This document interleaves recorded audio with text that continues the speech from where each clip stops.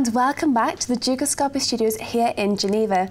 I am joined once again by Dr. Rebecca Jorgensen from Webster University in Geneva. So Rebecca, welcome back to the studios. Thank you.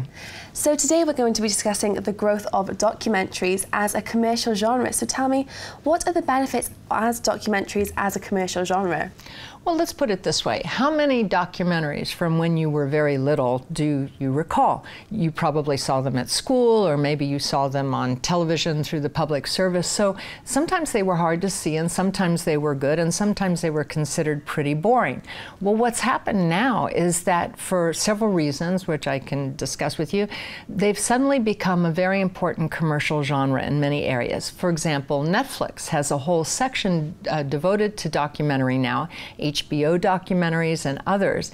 And what's happening is that they are becoming hugely popular, particularly among a demographic very important to broadcasters, and that's younger people, the millennials, so to speak.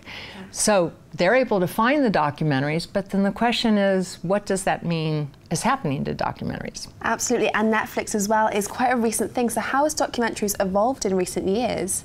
Well, what's happened is we have a number of things. First of all, new audiences, younger audiences who want to see them, younger audiences who grew up on reality shows, which have become really, really pretty miserable recently. I mean, everyone knows they're kind of rigged and everything. So documentaries are an inexpensive, relatively inexpensive form of programming that fill that void. You also have public broadcasters losing funding so that there's more money in the commercial ventures to buy them.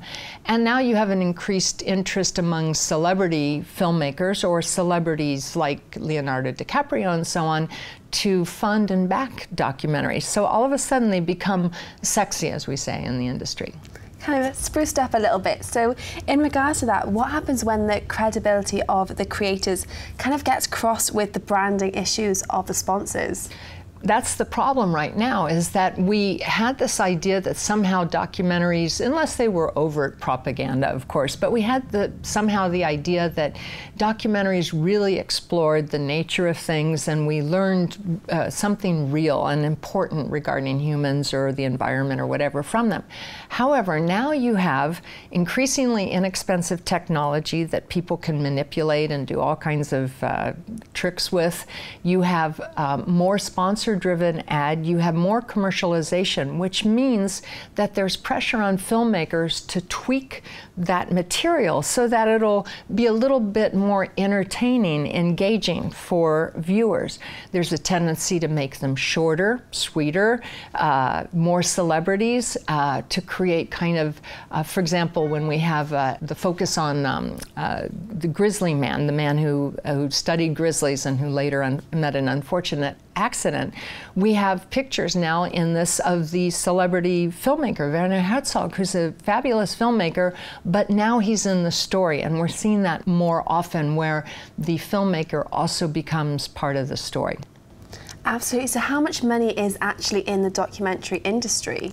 Well, that's part of the problem, is that there is increasing money coming from a variety of sources, but often these are sponsors, and who are basically using money they might use for ads to create documentaries.